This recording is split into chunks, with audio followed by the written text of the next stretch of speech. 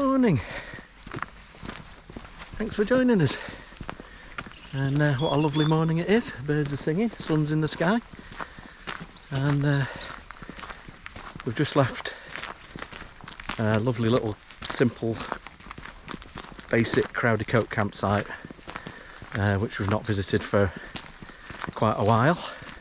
Never can seem to get in, it is that busy. And we're just setting out for a walk out along past Pilsbury Castle, the old Motte Bailey castle. Not much left of it now, it's just some mounds of earth like a lot of the old wooden Motte Baileys, but we'll show you that. And then heading up past Sheen Hill, and then doing a loop around up part of the Manifold Valley, back across the ridge and round to the start again.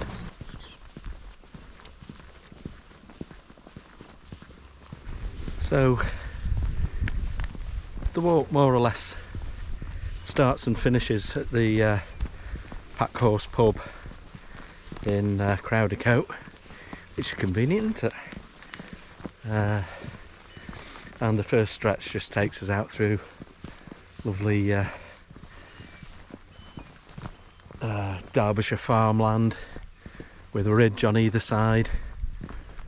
You might be able to see over that ridge is towards the village of Longnor. This is the River Valley here, and then over the top of the ridge is the Manifold Valley down the other side. And then I'll show you the other way, but it is into the sun. But there's beautiful limestone ridges going down. A little bit further up behind us in the other direction is the famous Packhorse Hill and Crowdecote Hill, but not Maria's favourites, so I'll save that to do again another time. She vowed never to go up Packhorse again. It is exceedingly slippy, really polished limestone.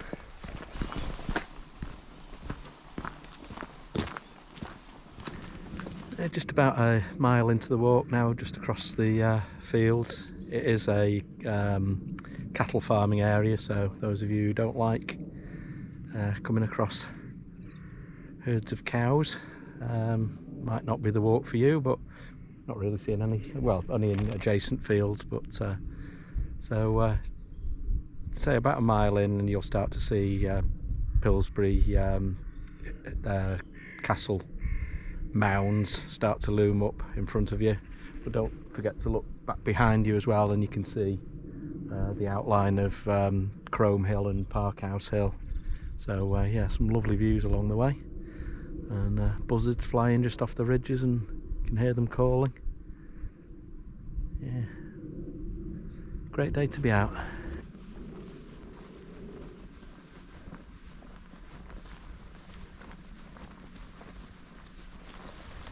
Don't suppose the footage will be that great because it was quite distant and probably going in and out of focus, but I've just seen a red kite, and quite common in certain parts of the country after reintroductions on the Welsh borders, and I think they did one up in a reintroduction up in Yorkshire, but in Derbyshire still not that common a sight. So yeah, it's lovely to see them, and obviously it shows how they're spreading through the country as well, because they haven't, as far as I'm aware, I don't think they've done any reintroductions in this county, So yeah, it's just circling just to the right of us there. And although we've been following the River Dove all the way down, just as you get down to the hill fort, or the Motte Bailey, this is the first time you actually get a glimpse of the little river in its early stages. And yeah, we're just going to cut up through the hill fort and then head round and then start going up over the ridge towards Sheen Hill. Yeah, sorry about any background noise. So it's built round about the time of William the Conqueror. They don't know exactly. Never any anything other than wooden buildings on it. But there's you can see in front of us the large mound, which was the motte, and then the Baileys were built round two smaller mounds, and then, as you can see on the information board, there's also a kind of a natural limestone promontory as well. But yeah, quite well preserved. Obviously none of the wooden buildings are preserved, but the mounds and all are well preserved. Let's go and have a closer look.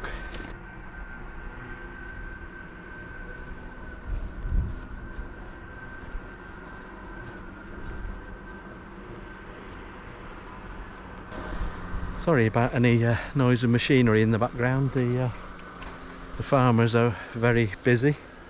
He's mowing the grass and baling it, and also he's got a large tree cutter taking down some diseased branches on some of the bigger trees over there, so there's loads going on. And the red kites are following the tractor around doing the grass cutting.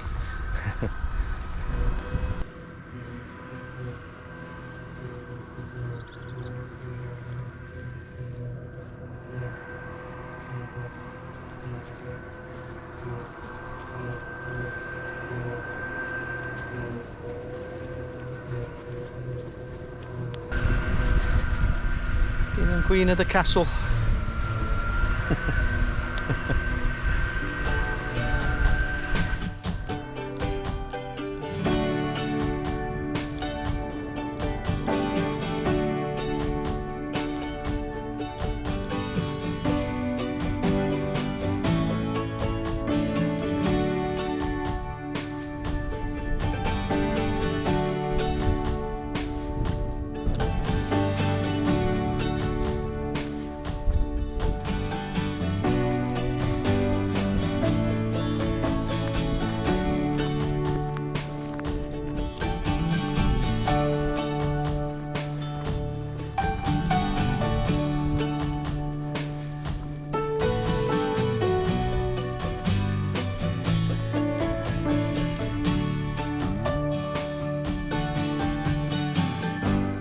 And we just circle round behind the fort till you get to the limestone promontory, and then you'll see the path leaving again and skirting around the base of the hill.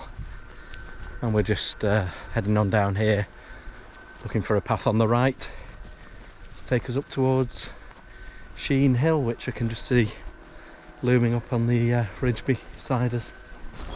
So as you emerge from the fields onto a little track, take the path to the right, or the track to the right, signposted to, was it Pilsbury Cottage? Mm-hmm. And just past there, that is where we'll see the path leading away to the right, back across the fields again.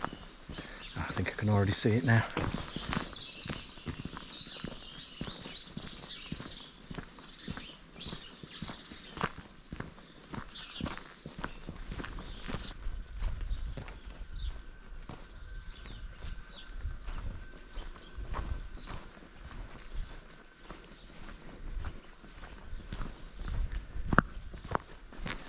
So yeah, you just turn down this footpath, signposted to Sheen and Brund.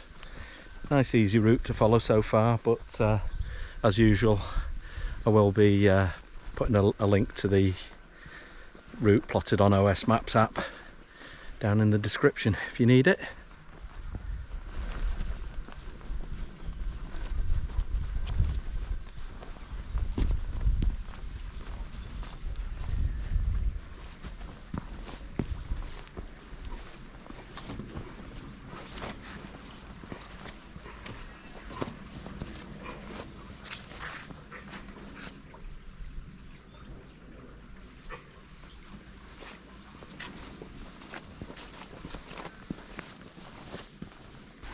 Just crossed over the River Dove and turn right across after the bridge, and we start the climb up towards Sheen Hill.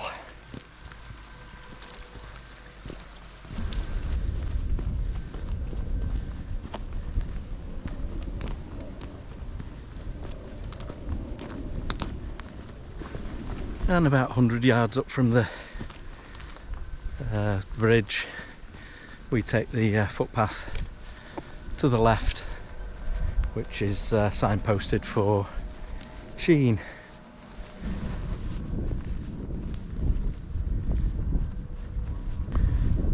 So, gained a fair bit of altitude now. We're more or less at the top of the ridge, and just looking back at the way we've come with High Wealden up at the end, just near where we're camped. We've walked all the way along the Dove Valley. You can see the hill fort. You can actually see the that limestone promontory behind it, and then the Pilsbury cottage that we passed, which I think is named with typical Derbyshire understatement, because it's absolutely huge. You expect a cottage to be something like tiny and quaint, but this is a massive, great big farmstead. Quite beautiful. More red kites we've just been watching as well. Right, that's us up to the ridge line now. You can see the trig point on the top of Sheen Hill, but we're not going up there today. We're just going to skirt round to the left of it. It is actually on private ground, but I have read on some websites that the owners, doesn't mind walkers going up to it. I'm not sure what route you'd take, but we're just going to skirt round behind it and then start dropping down into the Manifold Valley. So we just hit a little minor road for a couple of 100 yards and then take a left, and as you can see, Sheen Hill is just up to the right of us, and we start dropping down through the fields into the Manifold Valley. Right, we've just come through High Sheen Farm. The OS map shows the right of way going right through the farmyard, but the farmer has blocked off that gate and provided an alternative route to get into the field that skirts around the farmyard itself, so you can get through. You just have to go through a gate into a field, and then you'll see the stile at the far end of the field. Yeah, just after that High Sheen Farm, it is a little bit tricky to navigate, but just carry on past the farm. If you look sort of back and to your right, you'll see back up to the trig point on Sheen Hill, and then just as you come out of the next field, you need to be dropping down to your left. So yeah, it's just a little bit tricky to see the stile that leaves that, and then as soon as you start dropping down through the next field, you can see the stile already at the end. Right, so this next section is just down a minor country track, but it's only for a few 100 yards, and then we're just looking for a path to the left, and that starts to drop us down to the Manifold Trail then.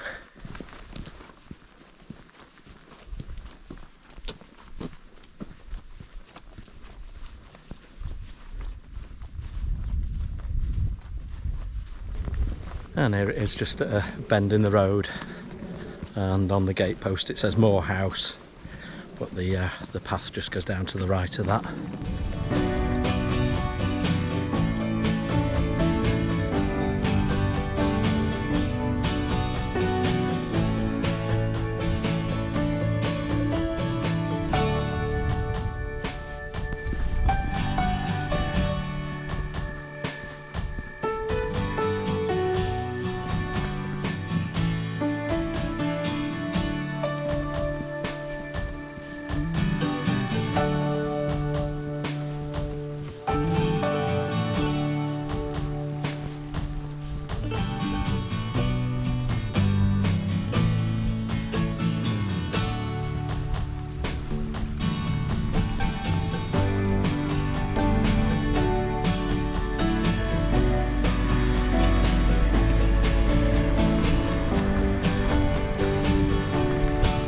Just as you get down out of the fields, you hit a little road, and there's a footpath directly opposite to Longnor. But if you just head down the road a little way, there's a nice little bridge over the River Manifold and an old mill building, well, private dwelling now, but it's very beautiful, so worth a little detour. Obviously we took the detour on purpose, you know, we didn't get lost at all. But anyway, we're back on the right path now. So the path doesn't follow the River Manifold too closely, but you do get a few nice glimpses of it as you wind your way along. I'd imagine it could get quite muddy down here at certain times of year, so it may not be a walk for the wetter months.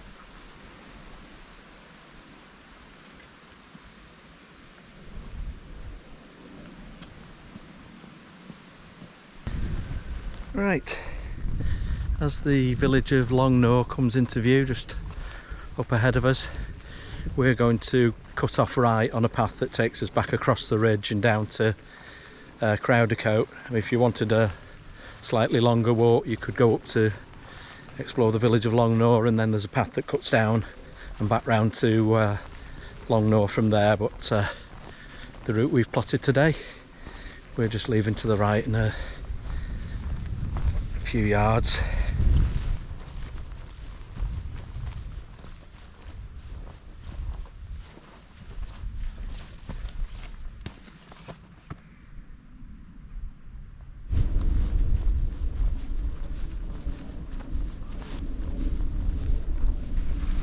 Right, last leg now.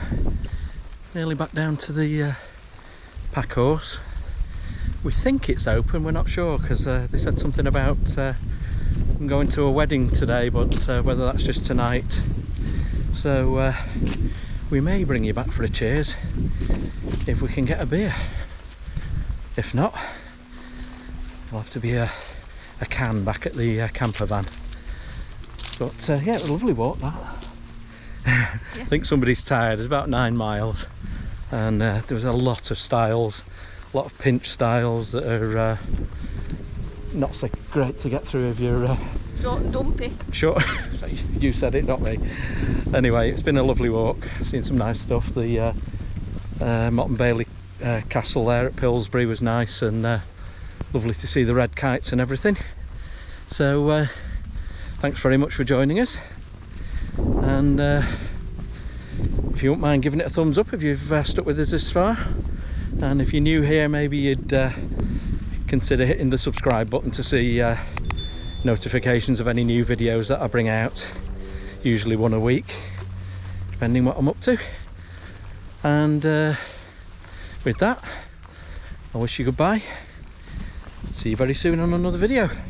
Ciao. Cheers now, bye. Cheers. Ciao.